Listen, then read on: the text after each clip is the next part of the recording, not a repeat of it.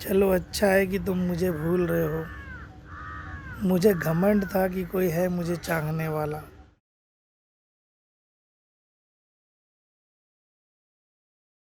नमस्कार, प्रणाम, हेलो हिंदुस्तान। मैं मनोज कुमार उर्फ देवा एक और कहानी के साथ आप लोगों के बीच। छोटे से गांव की एक नई नवेली युवती अपने 3 साल 4 साल के बीच का बच्चा था, उसको लेके चिड़ियाघर घूमने जाती है अकेली। अपने बच्चे के साथ मस्त चिड़ियाघर घूम रही है और बच्चे को जो अलग अलग जानवर थे उनको दिखा रही थी। उसी चिड़ियाघर में कुछ कॉलेज के मनचले लड़के 6-7, बहुत खूबसूरत लेडीज़ थी, साड़ी पहनी हुई थी। और वो जो 6-7 लड़के थे ना, उन्होंने देखा कि वो माँ बेटे अकेले हैं, बच्चों को घुमा रही है। तो मनचले लड़कों ने क्या किया, उसको छेड़ना शुरू कर दिया। कभी आगे कभी कट मार दे। और वो बेचारी इन सब चीज़ों से अनजान कि उसको ये लड़के परेशान कर रहे हैं, वो अपने बच्चे को कभी मंकी के उसमें, कभी जिराफ, ऐसा करके वो घुमा रही थी। और उसका जैसे चिड़ियाघर के अंदर में अलग अलग कैबिन टाइप का बना रहता है, ऊपर से खुला रहता है और चारों बाजू से वायर तार जाली वाली लगी रहती है। वॉचमैन वगैरह भी रहते हैं उधर और गार्ड भी रहते हैं। तो ये लड़की उन मनचले लड़कों से बेखबर और अपने बच्चे को कभी इस जानवर को कभी उस जानवर के पिंजरे में ऐसा घुमा रही थी। ऐसे ही करते करते लड़के उसके पीछे आगे लगे। उसमें एक लड़का था, उसको बहुत ज़्यादा जोश आ गया उस लड़की को देख के, भद्दे भद्दे कमेंट भी कर रहा था वो। बट वो इन सब चीज़ों से बेखबर मासूम से बच्चे को लेके अपना घुमाते घुमाते आगे एक शेर का पिंजरा था। उससे पहले शेर की बाड़ी से पहले जो जानवर की बाड़ी थी, उसमें वो अपने बच्चे को दिखा रही थी और वो बगल में ही शेर का बाड़ी था। अब ये सारे लड़के वहाँ से शेर की बाड़ी से उसको कमेंट कर रहे थे। और एक लड़का तो इतने जोश में हो गया था कि वो उसका जोश ना इस हद तक पहुँच चुका था कि वो सब कुछ भूल चुका था।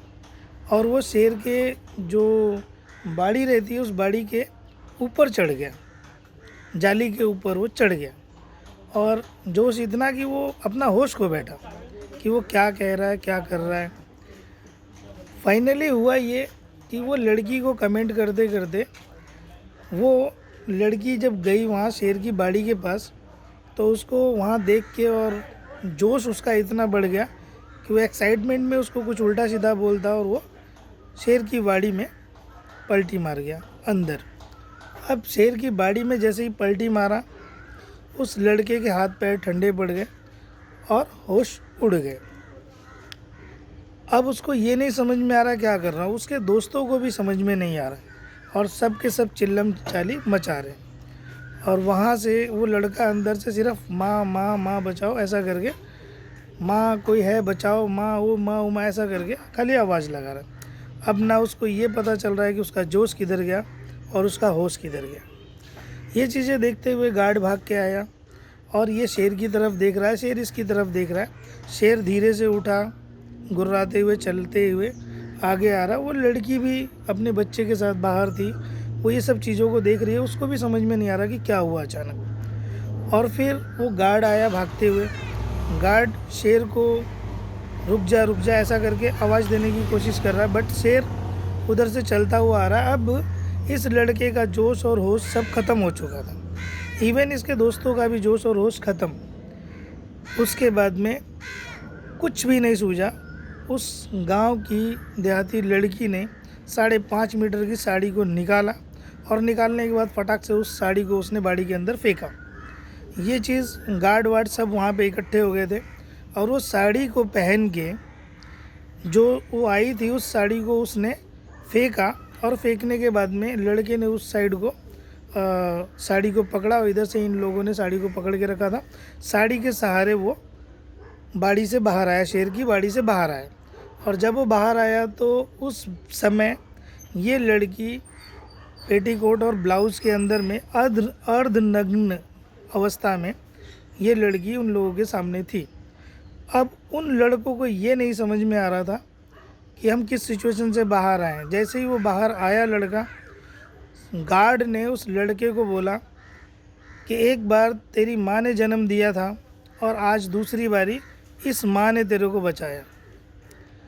मोरल ऑफ द स्टोरी ये है कि जितने भी लड़के थे सबको उस समय ऐसा लगा कि वाकई में ये हमारी माँ है। तो बोलना मैं ये चाहूँगा कि औरतों की हमेशा इज्जत करनी चाहिए। ऐसा ना हो कि मतलब आप किसी को अकेला देखें, आप अपने जोश में अपना होश खो दें। बस औरतों को सम्मान की निगाह से देखिए। इस स्टोरी का उद्देश्य यही है। बाकी जय हिंद, मिलेंगे नेक्स्ट स्टोरी में। जय माता दी, भारत माता को प्रणाम, आप सभी को मेरा प्रणाम। इस मेरे चैनल को लाइक कीजिए, सब्सक्राइब कीजिए और स्टोरी को शेयर कीजिए। बहुत उम्मीद से मैं स्टोरी ढूंढ के लेके आता हूँ ताकि इस स्टोरियों से आप लोगों को कुछ सीखने के लिए मिले। आप लोग सीखें, अपने छोटों को भी सिखाएं, क्योंकि हम लोगों की जनरेशन इतनी फास्ट आगे जा रही है कि सब कुछ पिछला सब कुछ ख़त्म होते जा रहा है धीरे धीरे। हमारी कनेक्टिविटी और हमारे जो अपने संस्कार हैं वो धीरे धीरे जा रहे हैं। तो हमें वापस अपने संस्कार की तरफ को बढ़ना है। तो मेरी रिक्वेस्ट है आप लोगों से, इस स्टोरी को और जो भी मैं मोरलाइज स्टोरी भेजता हूँ प्लीज़ उसको लाइक कीजिए, सब्सक्राइब कीजिए और लोगों के बीच में उसको शेयर कीजिए। जय हिंद, भारत माता की जय।